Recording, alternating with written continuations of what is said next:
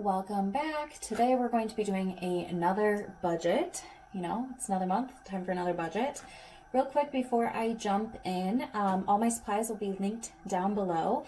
And if you are new here, hey, hello, welcome. I'm glad you're here. I am a salaried employee, which means that I already know what my paychecks are going to be. It's not determined by the number of hours I work. And I am paid one time a month. So I get one paycheck. I actually get it on the last business day of the month. So I will receive the paycheck that I will use to pay for April on March 31st. So that's how it works for me. Everybody is different, but that's how I kind of started sharing my budgets here on YouTube because I didn't really find a lot of people that were paid monthly. So if you are paid monthly, let me know down below. Maybe we'll kind of form a little tribe, but it's definitely an adjustment. So jumping right in, the first thing I have is my planner, and I do like to write out all of my bills so I can check them off throughout the month. And this is kind of what it looks like. I also like to highlight when I'm going to be paid, which usually is just the one, but I do earn interest from my high interest savings account and like cash back for my credit cards and things like that. So yeah, all my bills are here and I just like to be able to check them off. Couple things of note. The first one is I am going on a little trip. So I'll be in Phoenix over this weekend, and I do mark that on my budget calendar, and I also have like my normal calendar over here. But I mark it here because that's going to be a different expense, right? There's like different things that happen when you travel. So yeah, we're going to be gone that weekend, and then we'll be in the city. If you don't know, we're splitting, my boyfriend and I are both working from home, so we're splitting our time at the lake and in the city. So anyway, that's a lot of information. But that is there. And the other thing I wanted to know is this allowance every Friday. So because I am paid once a month, I have to make my spending money and my grocery money last throughout the month. So the system that I started to use when I started my job, and I've been at my job for over 3 years now. At first I wasn't doing this, and then I had to, like after 2 months, I figured it out. I give myself a weekly allowance. So every Friday is when I give myself my allowance, which basically means that I transfer the money from one account into my debit card account. And I am giving myself $100 a week for spending, $100 a week for groceries, and $10 a week for gas. Now, the gas is like kind of hit and miss. Back before when I was not working from home and actually going to the office, that worked a lot easier. But working from home, it's certainly different with, you know, the amount I'm driving. It's just sporadic. So that's what that allowance is. But otherwise, I think that's everything I need to cover here. Let's go ahead and get into the actual budget. Okay. So here is the like budgeting sheet that I write out. I just use lined paper. I do this on a spreadsheet first because it lets me play with my numbers a little bit easier. But once I have that kind of finalized, that's when I'm going to write it out. So I'm going to be working in this budgeted column here. I do come back and do a recap video. So you'll be seeing my March recap video probably the week after this is coming up. The first week of April is when I try to aim for it. And that's when we go through my actuals and the percentage and all the fun things that I like to track. But today we're going to be working on the budgeted column. So the first thing I need to do is put in how much income I'm budgeting off of. So I budget off of just my salary. I do usually end up getting different money throughout the month, but none of it's guaranteed. But my salary is a guaranteed thing. So I'm going to budget my full salary a month. Again, I'm paid once a month. So my take home is $3,570.18. I am the type of budgeter that I do budget to the cent. I don't like round, but it's really whatever works best for you. There's not like a right or wrong way. It's just a personal preference, and mine is to use every penny. The first section here is expenses. These are prefixed. These are kind of like the most important thing. It's always my biggest category. So let's go through this quickly. The first one is mortgage. $1,011.86. That's been the same. I do belong, I own a townhouse, so my townhouse is part of association, so I do have association dues, which is $239.52. I will say though, I love having my association. I know people have kind of a hit and miss relationship and experience, but my snow removal is covered in this, my lawn care, also my cable and internet is included in this. Just, I'm very pleased with it. Oh, and my trash service, recycling. Anyway, that's why you're not seeing those types of things here, because they're all rolled up in the HOA. I've had that question before. Anyway, let's carry on. Insurance. This includes my car insurance, my homeowner's insurance, and I also have an umbrella policy. So the total of all three of those is $169, and I always forget the cents. Let me look here. 98 cents.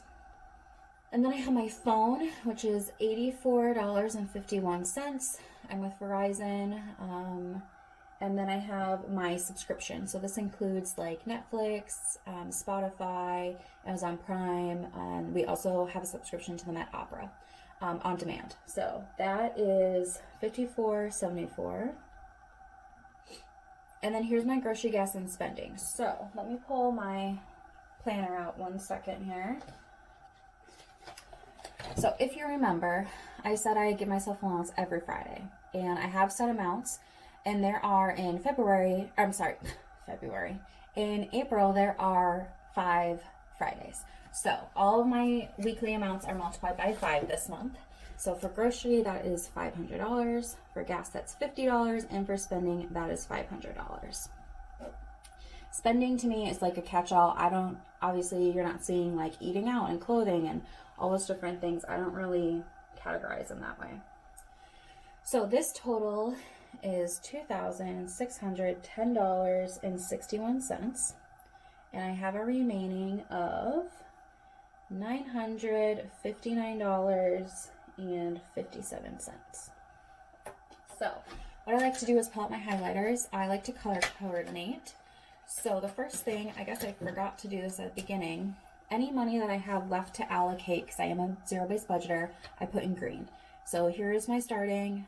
This is money that I'm already like putting aside for different things, and this is how much I have left. So I'm going to do that in green. And then my expenses, I do in purple. So I'm going to highlight this number in purple. Okay. Moving on. So the next section I have are funds. So this is like sinking funds and equivalent of cash envelopes. I don't really use cash, so that's why they're all lumped together. First one I have here is utilities. I'm putting $175 towards my utilities. I've gone down this spiel before, but I basically have a utility fund that I have $300 in at all times. My utilities come out of it, and when I make my budgets, I just look at how much I need to replenish that fund. So this month I need to put $175 in. Annual, $120. This fund is for things that I pay once a year, like my car registration tabs, my home warranty, AAA, things like that just come up once a year, but like is kind of a budget breaker. It's like a big expense to have come up. I like to just put money in every month so that I know it's there. I also pay like my taxes out of this, so yeah, all good things. Miko, I have a cat, his name is Miko, and he gets $40 a month. This covers all of his expenses, and then if I don't use this full $40, it rolls over and eventually pays for his annual vet visit. So that includes, his shots and all that good stuff. Okay, next is incidental, and I put $50 in here every month. This is my cushion fund, or like unbudgeted. So if anything comes up that, I just need to take care of, like I recently realized I didn't have a copy of my college transcripts, like official ones. So I ordered them online, which by the way is so dumb that you have to pay for the grades that you already paid for, but whatever, it was $9 and it's not something I really planned on, but I needed it, so it came out of my incidental. That's just an example. Okay, next is vacation, and I normally put $100 in, but I'm going to put $150 this month because I am going to Phoenix. My boyfriend is going for work, and I'm kind of like tagging along for the weekend, and so we do have points that are paying for flights and our hotel, which is awesome. And I am doing the car rental. So we are renting a car for 4 days, but I have like the rewards program. So 2 of my days are free. So it's not even like that much, but still a little bit more than I normally would put in, but I know I'm going on that trip. So I decided to up it. Beauty gets $50 a month. I am kind of like on a beauty budget or a beauty low buy. I can link my playlist for that up above and down below for you, but that gets $50 a month. And then gifts gets $50 a month. I don't have a lot of gift giving to do in the first half of the year, but then the second half of the year I've got all these birthdays and Christmas, so I'm just slowly building towards this one, but later in the year this will definitely increase. Home gets $30 a month. This pays for, you know, just home things that you need, toilet paper, cleaning products, whatever. And then my emergency fund, and I am putting in $50 a month into my emergency fund. I do personally believe that it's important to always contribute to your emergency fund, even if you're paying off debt, because I can clearly say from my experience, it's nice to see this number build every month, and then if you ever need to use it, you know that it's more than the minimum that you were holding in there. So I like to contribute even though I'm paying off some debt. This totals, let me see here, $715. So that means I have a remainder of $244.57 that I still need to allocate. And I like to mark my funds in blue, so there's that. And like we talked about before, green to me indicates that it's money I still need to assign a job to. So moving right along, we've got my investing section. I am paying off credit card debt, but I do think it's nice to invest a little bit. It's kind of like the emergency fund. I just think a little bit can really grow over time. So I put in $10 a month into this Betterment account. I'm not putting anything towards my GroundFloor account. I previously did, but I like to have the line item here so that I can report anything I actually earned in my actual column. And then my Roth IRA, I'm putting in $25, which, if you didn't know, the IRS for federal taxes, I believe it varies state to state, but for federal taxes, the tax deadline was pushed from April to May. So that means you have an extra month that you can put money into your 2020 Roth IRA instead of your 2021, which is kind of a strategy to fill out last year's before you start on this year. So anyway, just a tangent. This is a total of $35, which means that I have $209.57 remaining. So investing for me is orange, and my leftover money is green. There we go. Okay, now for my debt, this is how much I have remaining. I'm going to put this whole amount in this section. So I actually have no balance on my Capital One right now, so I'm not planning to put anything there. And I also don't have a balance on my Discover or my American Express. So I'm going to put this full $209.57 onto this Citi card. And this Citi card, if you don't know my history, in the spring of last year, I was able to roll a balance from one credit card onto another one. This Citi card is 0% interest, so it made sense for me to roll it over and be able to pay it off without paying monthly interest right now, which is awesome.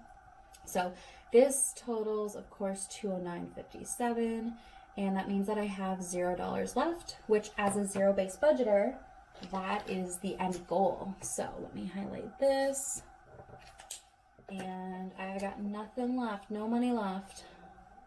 So that, my friends, is my budget for April. I hope you guys enjoyed hearing me talk through this, and let me know if you have anything exciting coming up in April yourselves, any holidays or birthdays or anything kind of exciting. I hope you guys are having something to look forward to, but that's going to do it for me. Thank you for taking some time out of your day to hang out, and I'll see you guys in my next one. Bye, guys.